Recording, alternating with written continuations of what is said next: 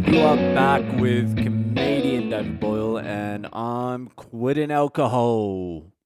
So restrictions have been lifted on Monday. They've been eased on Monday. They're not being lifted. They're being eased, but you give Indians an inch, they'll take a mile. So they'll be lifted.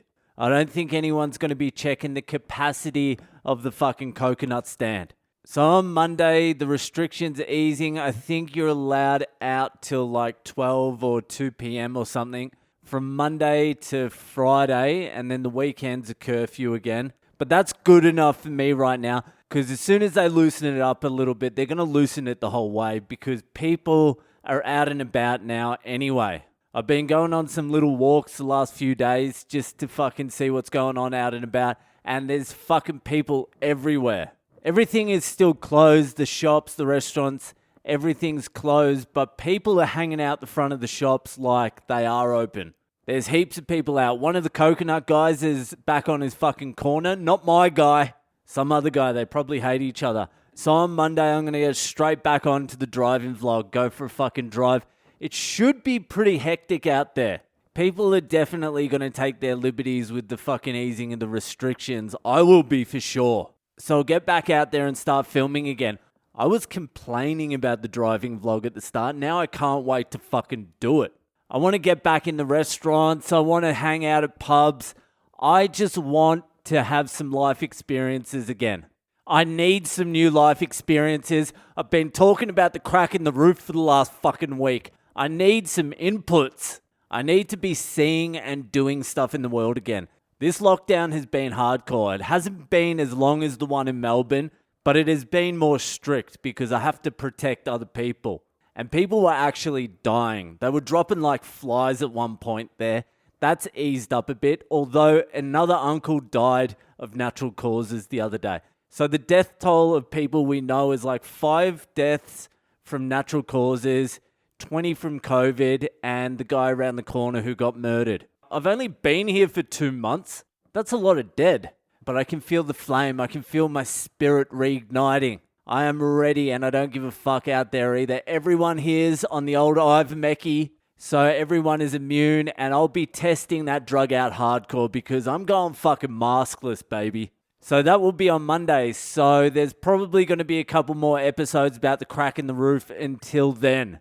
Anyway, let's move on to Fucked Up Friday. So one of the members of the Patreon sent me a message this week saying, can you post the podcast on Patreon so we can make some comments about the fucking episode? And I said no, because I don't want to clutter up the Patreon too much, because I will be putting content on there as soon as I get back out into the world.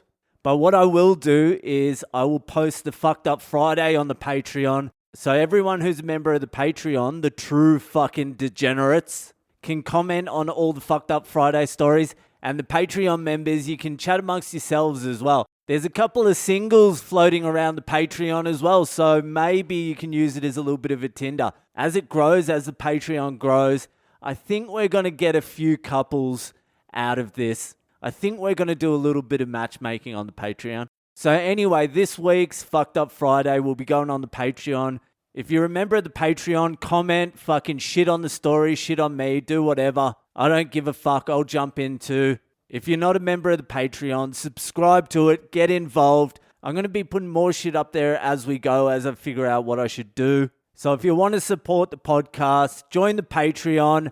The links are in my social media bios, or just message me and I'll send you the link directly. And fuck you to the people who message me directly asking for the link, and I'm like, hey, thanks for the support, I appreciate it, love you, fucking send hearts and kisses and shit, and then you don't even sign up. You fucking sign up too. Anyway, let's move on to this week's Fucked Up Friday. So this week's Fucked Up Friday comes all the way from the US of A. I'm not too sure if this guy is from New Mexico, but that is where the story takes place. So it was sent in by Mr. Burns, which is an apt name for this story. All right, let's kick it. Should I do that now? Should that be the way I start the Fucked Up Friday stories? All right, let's kick it. No, that's pretty shit. All right, here we go. This story took place in a little mountain town in New Mexico. It was 2012 and I was 17 at the time. My friend and I procured 6 40-ounce bottles of malt liquor. I tell you what, the worst beer I ever drank in my entire life was in Las Vegas, and it was a 40-ounce bottle of Old English. It was fucking horrific. And I can deal with some shit, but we went into a 7-Eleven or something, and we were being cheap, and that was the cheapest thing there was, and it was the highest percentage alcohol. So I said, let's just get this, and my mate was like, but it's warm. And I'm like, can you shut the fuck up? Who cares? And he's like, I want to get something cold. And I'm like, look at the alcohol percentage and look at the size of it. We're going to be fucked up in about 20 minutes. So I convinced him to buy 2 fucking warm bottles of this shit. We walk outside, I take 2 sips, and it's the most disgusting fucking thing I've ever tasted. And it got worse because Las Vegas is so fucking hot. So it wasn't just warm, it got hot. And those last 3 sips of that 40-ounce bottle for me was the hardest drink I ever had to get through. My mate only lasted about a quarter. I really had to fucking push it down. I recommend trying it just for fucking how bad it is. Anyway, let's get back to the story. I'm like a sentence into your story, and I just went on a 3-minute rant. So we bought 6 40-ounce bottles of malt liquor and proceeded to slam them at another friend's house. What was somewhat strange is the friend whose house we were drinking at was on vacation with his family. I can't remember if we had a key or just broke in by lifting a window and climbing through. If only fate had not fucking allowed us to enter that house, the remainder of the night might not have happened. Why, you ask? Well, you're going to get slammed on the Patreon for that. Why, you ask? Well. And if no one slams you in the comment section for that, I'll be jumping on myself and slamming you in the comment section. Why, you ask? Well, said friend whose house we were in had a sweet little handheld video camera. After getting completely fucking drunk off 120 ounces of malt liquor, we decided to go for a little nighttime joyride with the camera and see what kind of shenanigans we could get up to. Lo and behold, we drove past the mechanic's yard and happened to see a cop car in the yard, most likely sitting there to be serviced sometime in the near future. Our slosh selves decided to go big on the shenanigans. We hightailed it to the nearest gas station and purchased a 32-ounce Nalgene or Nalgene bottles worth of gasoline. We then flew back to the mechanic's yard, parked a bit out of the way, grabbed the Nalgene bottle and video camera, scurried to the yard, hopped the fence, and did a little bit of God's fucking work. With my friend manning the video camera, I proceeded to introduce ourselves on camera. Oh, you were vlogging back in 2002. I proceeded to introduce ourselves on camera, theatrically splash gasoline over and in the entire cop car, and flick a fucking match into the car like a goddamn movie star. A big combustion ensued, causing my eyebrows, some of the hair on my head, and all of my arm hair to get burnt right the fuck off.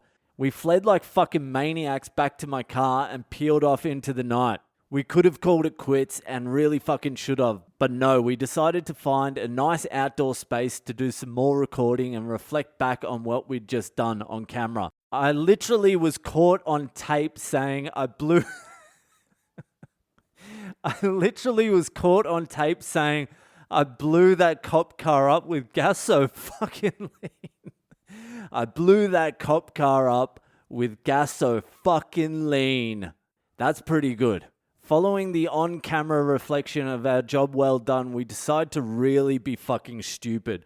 We didn't go home, but instead started throwing eggs at houses of punk-ass bitches we didn't like. Yep, we egged houses after committing serious fucking crime. Well, after egging houses and most definitely being reported for doing so, we started making our way back to our out-of-town friend's house to call it a night. We were about a mile or so from the house when I noticed a police vehicle following us. I acted quick and pulled into an RV park, and we ditched my car and ran off into the sagebrush. Well, do you think one of us remembered the video camera? Nope. Fucking nope. Hey, how about you stop asking me questions and then answering them yourself? No, I don't think someone took the camera. So my bud and I are laying in some dirt surrounded by sagebrush and watching from a distance as cop cars surround my vehicle and eventually have it towed.